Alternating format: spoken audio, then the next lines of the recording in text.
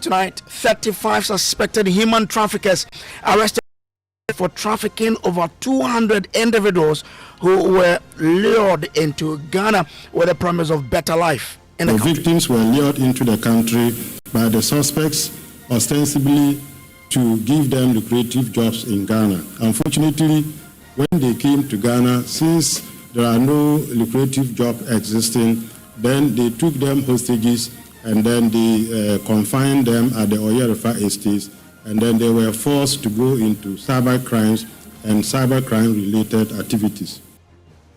We'll tell you much more about this particular operation and tell you what the EOCO executive director has been planning together with the partners to get this particular issue arrested in Ghana. Here on Top Story, brought to you by Telecel, connecting energies and holding insecticide spray and coil. Enjoy a holy sleep.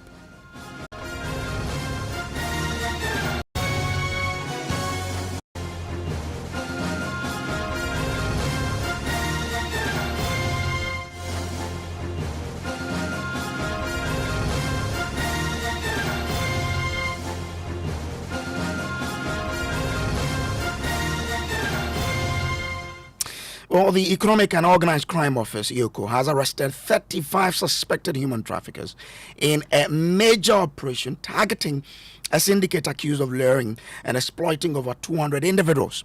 The victims, mostly foreigners and from vulnerable backgrounds, were reportedly housed in Oyarifa under false promises of a better life and employment opportunities in Ghana. Acting Executive Director of EOCO, Abdul Bashiru, says the suspect operated a well-coordinated trafficking network that preyed on victims from various regions, including neighboring West African countries. The victims were allegedly deceived with offers of well-paying jobs, education, and improved living conditions. Listen to the Acting Executive Director of EOCO. The operation was successfully, and 219 people were arrested at Kunsak Estates in Oyarifa. The suspects were lured into the country, the victims were lured into the country by the suspects ostensibly to give them lucrative jobs in Ghana. Unfortunately, when they came to Ghana, since there are no lucrative jobs existing, then they took them hostages and then they confined them at the Oyarifa estates, and then they were forced to go into cyber crimes and cyber crime related activities. A number of laptops, personal effects, internet facilities, food staff, and other things were retrieved from them.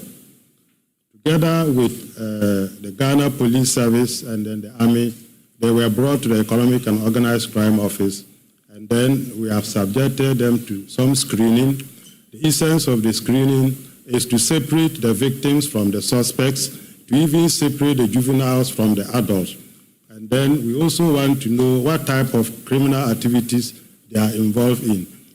And whilst the screening was going on, the Nigerian High Commission visited us, and then he met with the victims and the suspects, and then he admonished them to cooperate with the office. At the moment, the screening is still going on, and then we are thinking that come what may, by tomorrow, we should be able to complete with the screening, and then bearing in unforeseen circumstances, it should be possible for us to link or maybe make arrangements to send the victims back to Nigeria to connect with their relatives. I think for purposes of the operation, the planning and everything, our counterpart with the CID, we had met at National Security, we planned together, we executed the exercise together. Indeed, going forward, the Economic and Organized Crime Office and that of the CID, we have mapped out strategies that the two of us, that is the CID and then EOCO, we should work more closely than before. And then this is just the beginning of one of the steps or one of the projects that we have embarked together. As we speak now, maybe Madam Lydia will talk about it. Similar operations are taking place somewhere, but we are trying to unite or join the operations together for one purpose so that we can join resources, do a thorough investigations, and then share resources to reconnect the victims with their relatives. So I will just pause so that Madam Lydia will add one or two words, and then we will send you to meet the victims, and then maybe we take it from there. Thank you so much for coming. So that's the acting executive director of EOCO there, providing, the background to this whole thing. But he's been giving more details with regards to this particular operation that has led to this particular arrest. Listen. Number of trafficked victims and suspects. The operation was successfully, and 219 people were arrested at Kunsak Estates in Oyarifa. The suspects were lured into the country, the victims were lured into the country by the suspects ostensibly to give them lucrative jobs in Ghana. Unfortunately, when they came to Ghana, since there are no lucrative jobs existing, then they took them hostages, and then they confined them at the Oyarifa estates, and then they were forced to go into cyber crimes and cyber crime related activities. A number of laptops, personal effects, internet facilities, food staff, and other things were retrieved from them. Together with the Ghana Police Service and then the Army, they were brought to the Economic and Organized Crime Office, and then we have subjected them to some screening. The essence of the screening is to separate the victims from the suspects, to even separate the juveniles from the adults.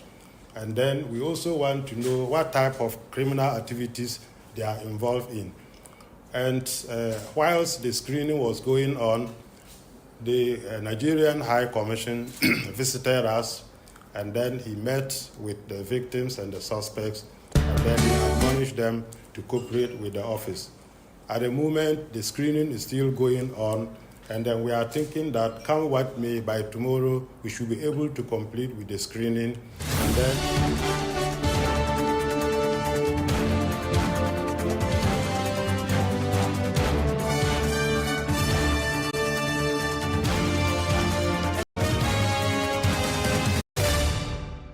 This is Top Story, brought to you by Telecel and Holy Insecticide Spray and Coil.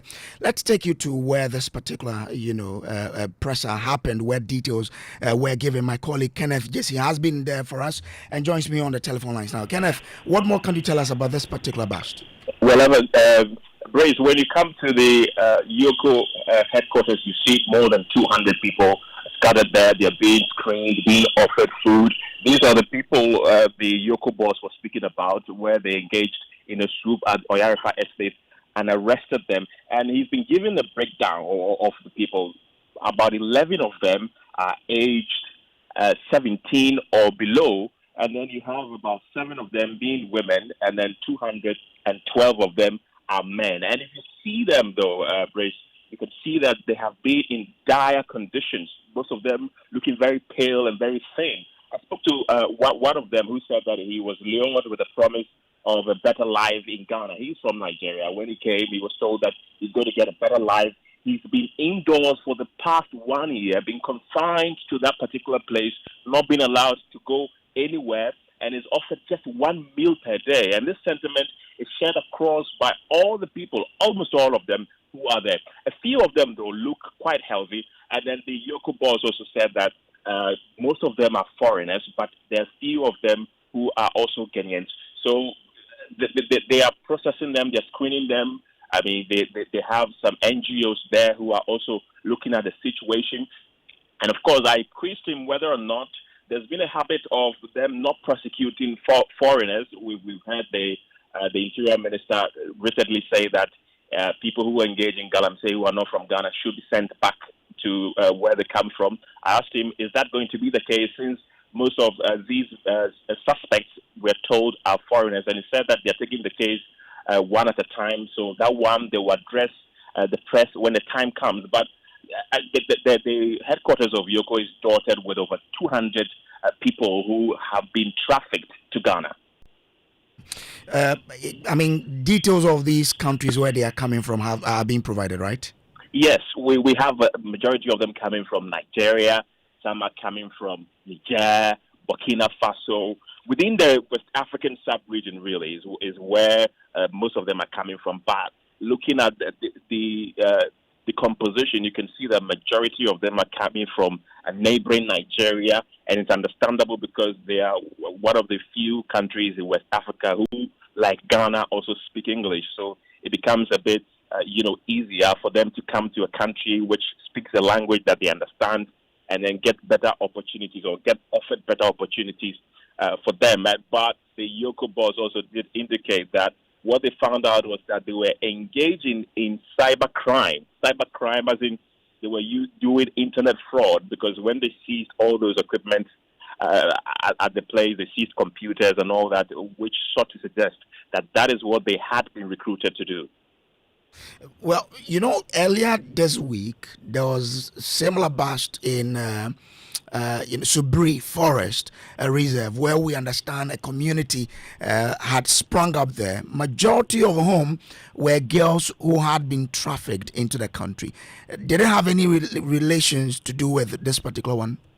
The EOCO boss said no, it didn't have any relation with this one, but he did indicate that the 7 women who were part of this 219 people could possibly have been trafficked here to engage in prostitution. But with the isolated case that you mentioned, there is no linkage as of now that it has anything to do with this. But this is also the biggest swoop that they've had. This is the biggest single swoop that they've had, that they've arrested over 200 people, which includes the victims and the suspects in this human trafficking scandal. And as you rightly mentioned, they've been collaborating with the CID, the Ghana Police Service, and all that to ensure that these victims are properly screened, because most of them do not have documentation. So it's going to take a bit of time for them to really know where this one is from, whether they are from Ghana or from outside Ghana, and see if they can send them back to their countries of origin. But as we speak now, he also mentioned that they have been collaborating with the Nigerian High Commission in Ghana,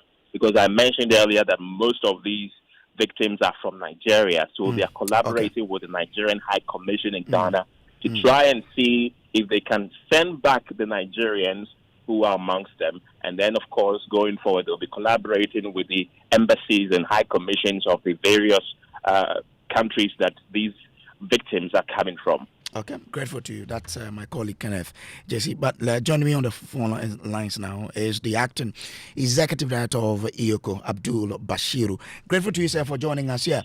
Now, from the people you've arrested, does it include the people we understand are brought into the country to engage in, prostitution in this country? Hello? Mr. Bashiru? Yes. I wanted to understand whether your intel is pointing to the fact that this could possibly be part of the syndicate to bring in women to engage in prostitution in Ghana. Not exactly, because the number of women involved are quite few. I think the women are 7. So 7 out of 219, you can conclude that the women were brought for sex purposes. So what is this pointing to? That we have about 200 people trafficked into Ghana? Normally, the traffickers will lure their unsuspecting suspects or victims, that is with some prospects of jobs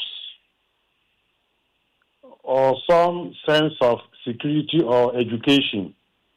So once these people fall into it, then they succeed in bringing them to Ghana or other places where they want to carry out such enterprises. So from what we have gathered so far, many of them are into this cyber crime and cyber crime related. Indeed, from what we gathered, they are more or less into this romance scams, and then some of them to using the same medium to lure other unsuspecting victims to come and join them. But so why is it so easy for these people to get into the country? don't we have measures at the borderlines where we could probably get these issues arrested even before they become entrenched in Ghana? Many of them use unapproved routes because from the screening, it's clear that many of them don't have any document with them. And ideally, somebody traveling through our borders, at least a person would have gone through 1 or 2 checks, and then many of these issues will be detected. Maybe we just don't know, but it could also be that either no checks were done, or maybe there could be some compromises along the way. Do we know how widespread this is in Ghana? It is quite widespread. I think this is about our 4th major operation that we have done. This year? And our counterparts, the Ghana Police Service CID, have also done similar exercises. Is it this year and throughout Ghana? Yes. The 4 major exercises you've done, is it this year alone? No, not this year alone. Okay. So what measures are we putting in place to try and arrest this situation? To the extent that people in other places will want greener pastures, we may just resort to maybe public education and sensitization in both their home countries and then in Ghana in particular.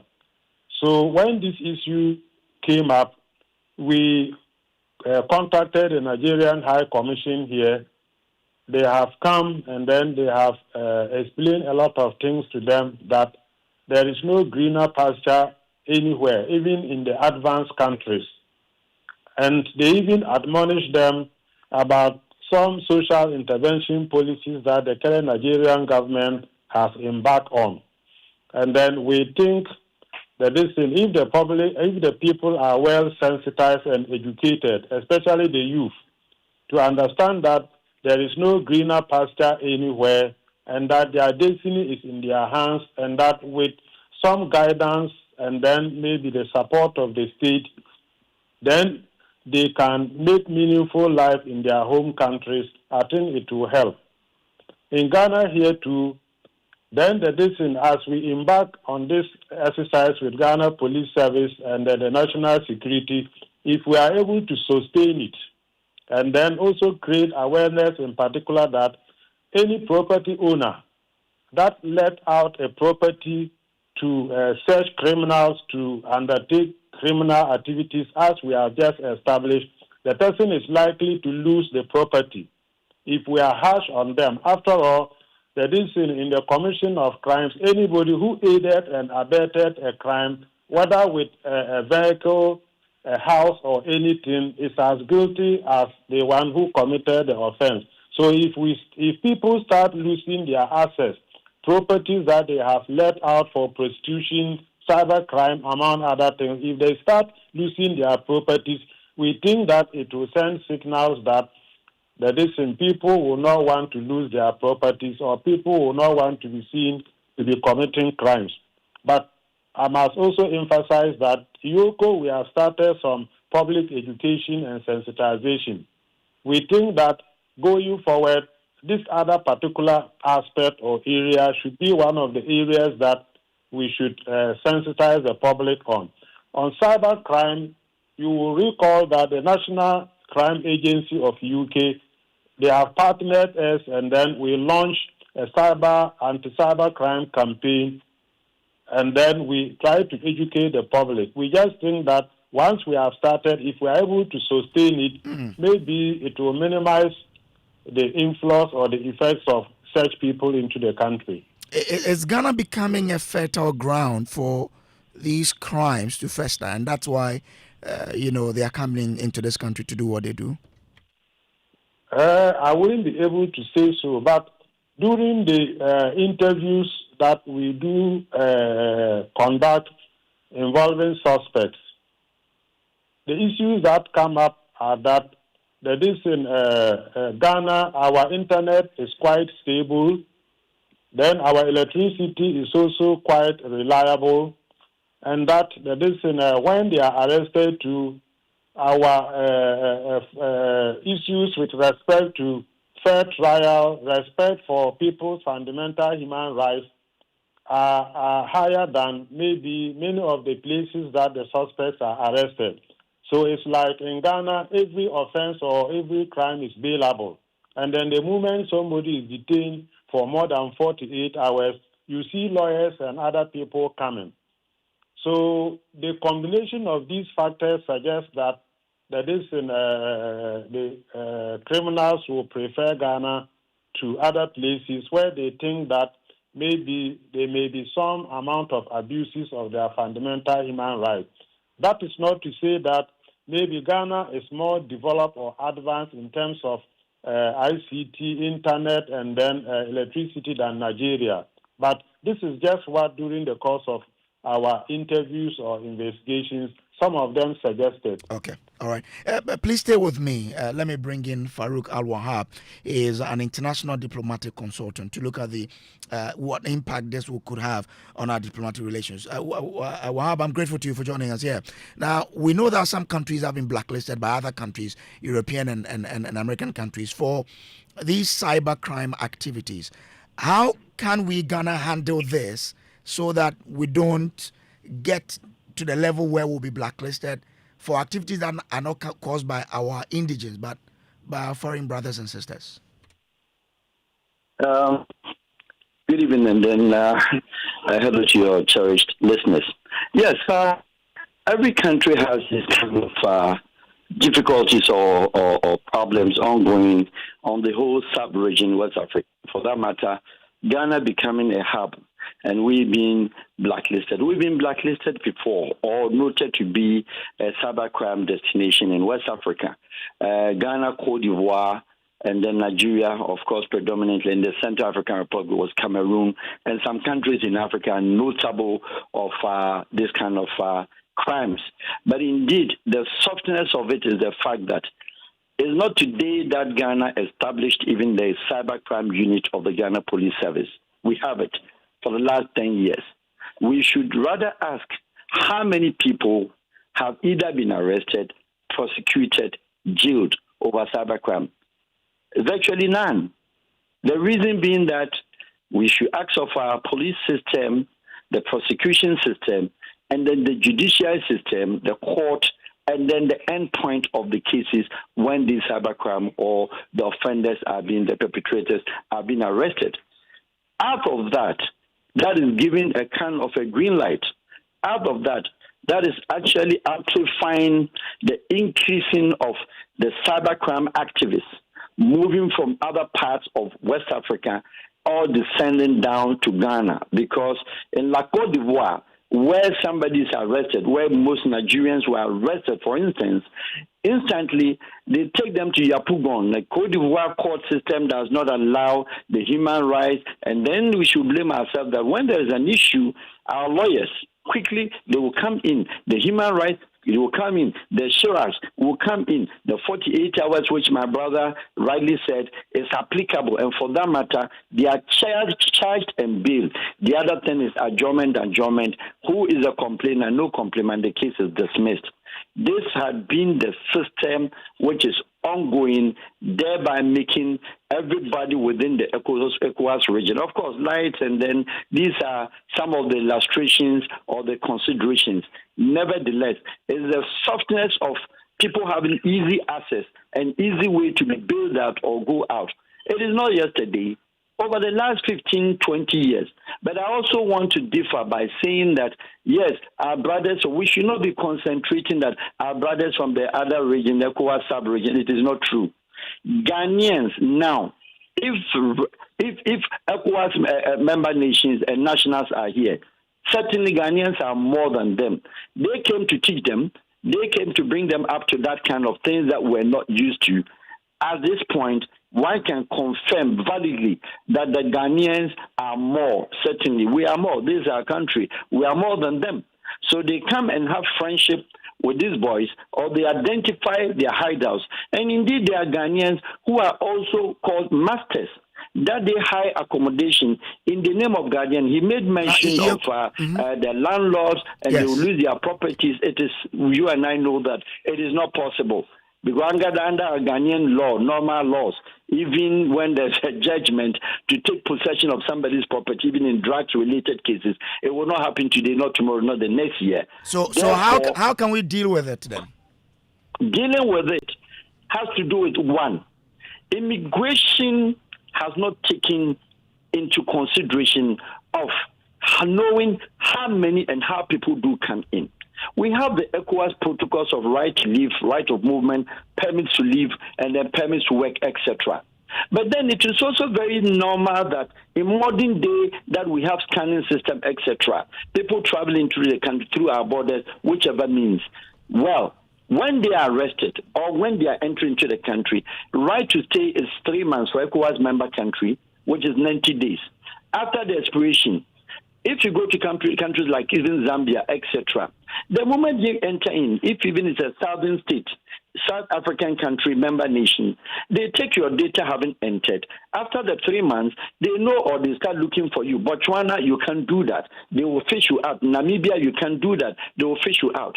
How well is the immigration? That is the bottom line. But EOCO boss just told us that some of them come through unapproved routes. That's also a challenge. It is like that. Don't forget that you and I, Ghanaians have entered UK through unapproved routes. Ghanaians entered Germany unapproved route. Ghanaians entered Switzerland unapproved route. So that is not a news. It happens everywhere. Ghanaians are in America all way without boarding a flight through Mexico. They enter. It is also unapproved route.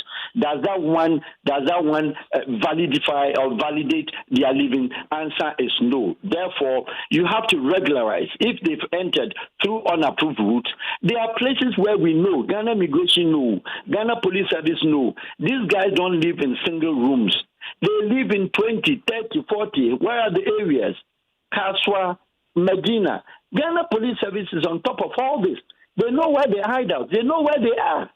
So if we continue to protect them and we sit back on Joy News like I'm doing and complain, whereas we know the hideout of these people, whereas we know the judicial system is not favoring us, then what are we talking about? What about the Ghanaians that are with them? We know where they are. So it is a matter of the country, our preparedness. The question is, do we want to solve this problem? EOCO, how many commissions, how many security agencies that we do have, including the MIs, the military intelligence, the CIDs, all of them, they collaborate. They know how to fight. How do you get to fight over this? Fight this issue. They know. Okay, I'm grateful to you for the insight you've shared on the show today. But let me just wrap up with Mr. Bashiru. He mentions places that you these people are probably you are aware. Are you aware of all of these places, and what are you doing to get them to deal with them? Mr. Bashiru, I'm trying to find out from you if you are aware of all of these places that Al Wahab mentions. You see, it's easy to mention that maybe human trafficking or hoarding or hostage is taking place in Kaswa or wherever. When you get to Kaswa, which part of Kaswa are you going? So it's easy to presume that, or maybe with some basis to say that because of high numbers of certain populations in certain areas, there is a possibility that certain type of crimes are taking place there. I'm not disputing that. But the point is that if you even go to Kaswa, if you don't have intel or you don't have direct information that point to a particular place, you can't just go and searching into people's homes to see whether they are harboring maybe victims of cyber crimes or prostitution, among other things. All right. So to that extent, yes, he has mentioned them, but you and I, if we go to Kaswa today, which aspect or which house in Kaswa are we going? Okay, all right. So you don't know of these hideouts? Yes, so basically it all requires some intelligence or some information. Okay, all right. I'm grateful to you. Like we are just saying, yes, I think the way forward is for us to sensitize the landlords and even sensitize the neighbors. I'm grateful to you. Abdul Bashir is the executive director of EOCO, and this has been Top Story. Up next is Newsnight.